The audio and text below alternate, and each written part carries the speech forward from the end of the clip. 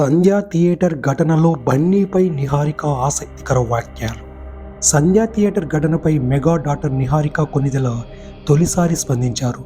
తొక్కిసలాట ఘటనలో రేవతి మరణించడం తనను ఎంతో బాధించిందని అన్నారు. ఆమె నటించిన తాజా చిత్రం మద్రాస్ కారం సినిమా ప్రమోషన్లో భాగంగా సంధ్యా థియేటర్ ఘటనపై మాట్లాడారు. రేవతి విషయం తెలియగానే మనసు మొక్కలైందని చెప్పారు. ఇలాంటి ఘటనలు ఎవరూ ఊహించరని, బన్నీ కూడా షాక్కి గురయ్యారని చెప్పారు.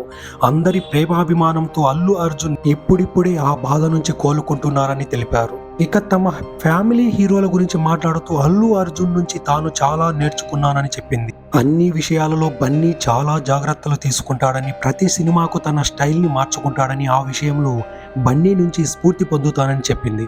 ఇంటర్వ్యూలో ఎలా మాట్లాడాలనే విషయం రామ్ చరణ్ను చూసి నేర్చుకుంటానని అన్నారు. ఇక కథల ఎంపిక విషయంలో గందరగోళానికి గురైతే వరుణ్ తేజ్ సలహా తీసుకుంటానని చెప్పారు. అల్లు అర్జున్ హీరోగా నటించిన పుష్ప 2 ది రూల్ చిత్రం గత ఏడాది డిసెంబర్ 5న విడుదలైన సంగతి అందరికీ తెలిసిందే. రిలీజ్కి ఒక రోజు ముందు హైదరాబాద్లోని సంధ్యా థియేటర్లో వేసిన స్పెషల్ ప్రీమియర్ షోకి బన్నీ వెళ్లారు.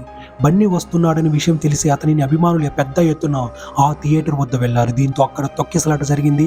ఈ ఘటనలో రేవతి అనే యువతి మరణించగా ఆమె కుమారుడు శ్రీతేజ్ తీవ్రంగా గాయపడి ఆసుపత్రిలో చికిత్స పొందుతున్నాడు.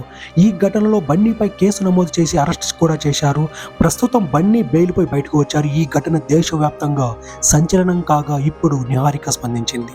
బుల్లితెర యాంకర్గా కెరీర్ను ఆరంభించింది మెగా డాటర్ నిహారిక. ఆ తర్వాత కొన్నాళ్ళు ఒక మనసు సినిమాతో హీరోయిన్గా మారింది.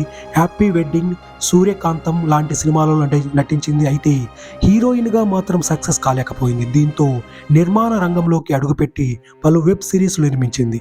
ఆమె నిర్మించిన తొలి సినిమా కమిటీ కుర్రోళ్ళు మంచి విజయం సాధించింది. కొన్నాళ్లుగా నటనకు దూరంగా ఉంటున్న నిహారిక మద్రాస్ కారం చిత్రంలో మళ్ళీ రీ ఎంట్రీ ఇస్తోంది. షాన్ నిగమ్ హీరోగా నటిస్తున్న ఈ చిత్రానికి వాలీమోహన్ దాస్ దర్శకత్వం వహిస్తున్నారు.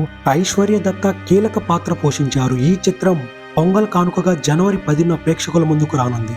మద్రాసులో జరిగిన యథార్థ సంఘటనల ఆధారంగా ఈ సినిమా రాబోతున్నట్లు తెలుపుతుంది.